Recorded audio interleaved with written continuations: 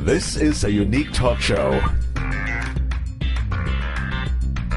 that talks about controversies, lifestyle, issues in and out of the country.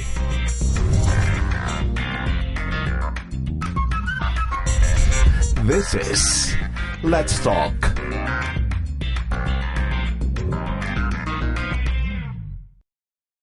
Hello everyone, welcome to a brand new season of a talk show that talks about controversies, issues, and lifestyle.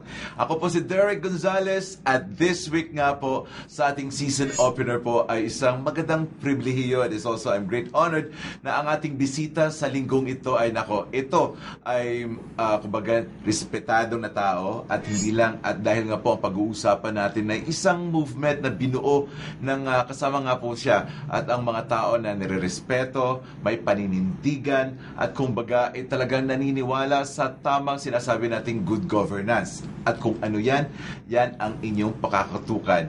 So, this week po mga kaibigan, let's talk to the Deputy Administrator of the National Tobacco Administrator and the President of a movement called Konsensya Vigan. Para sa ating season opener this week, ladies and gentlemen, let's talk to Atty. Molina. Sir, good day. Hi, good day, Derick. Yes. Thank you for inviting me in your show. Thank you so much for gracing the Let's Talk din. At ako po ay tuwa at ako ay na-excited kasi medyo maganda ito pag-uusapan natin ito. But before anything else, Attorney, let's talk about you muna, ha? So, welcome to Let's Talk again. At ito, kumustahin muna kita. Kumusta ka na? It's been a long time na hindi ka masyado nakikita dito sa Ilocos Sur. Ano na pinagkagagawa ni Atty. Molina? Well, since I was appointed as the Deputy Administrator of the National Tobacco Administration, I have been based in Manila. Mm-hmm. And so most of the time I am there. So sa mga weekends, dito tayo sa ating lugar.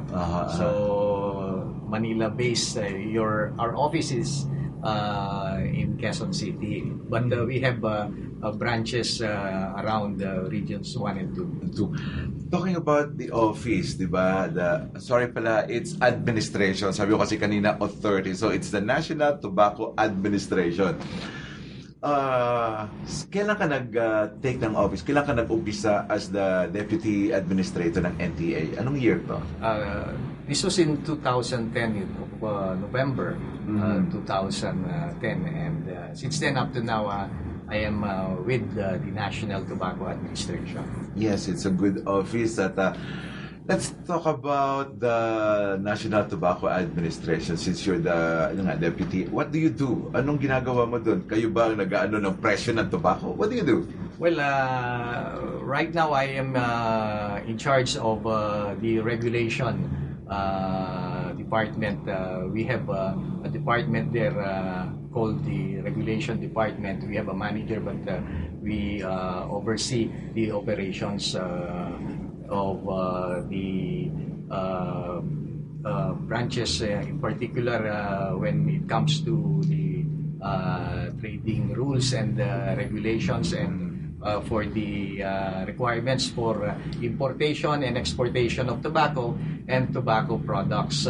It's our office that issues the ICC or the import commodity clearance. Yes. And the export commodity clearances for tobacco and tobacco products.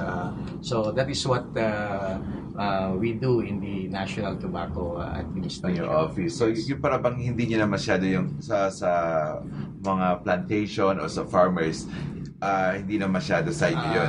Yes, although we can always have our say in the production side. When you talk about being the Deputy Administrator, sabi mo nga, looking into the mga branches. So, ibig sabihin ba, branches like, is it provincial office or there's a so-called, sabi mo managers hindi ano tawag sa kanila? Well, we have the branch offices in Ilocos Sur. We have two, considering that the bulk of tobacco production is in the province of Ilocos Sur. Mm-hmm. We have two branch offices. one in Bantay, which covers the first district, and in Candon, which covers the second district. I see. And aside from Ilocos Sur, we also have a branch in Benguet, in La Union, Batak, and also in Isabela, Cagayan, Pangasinan. So, ibig sabihin, your position being the deputy administrator says yun ang hawak mo ng mga branches na yan. Yes, we oversee the when it comes to trading. Malawak pala itong opisina mo, Atty. But okay, talking about trading, kasi nakausap ko the last time I had an interview with Sir Edgar Zaragoza, being the National Administrator ng NTA. We talk about the syntax, okay, the syntax. Ang syntax ba na to, sabi niya, yung makukuha na taxes do sa syntax na makukuha ng gobyerno ay parabang maibabalik din sa farmers. What do you mean by ibabalik? Ano, may magpapautang ba uli or what?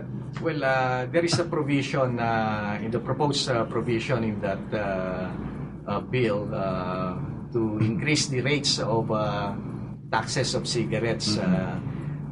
Pero yung mga incremental increase na ma-raise because of that tax increase on cigarettes, a portion would go back to the tobacco farmers para sa mga support sa kanila sa alternative crops, kasi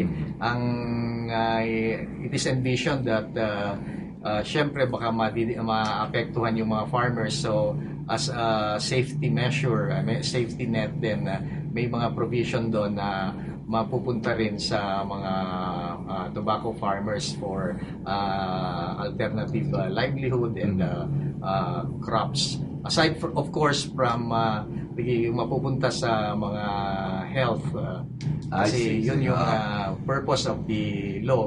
Considering that this sin tax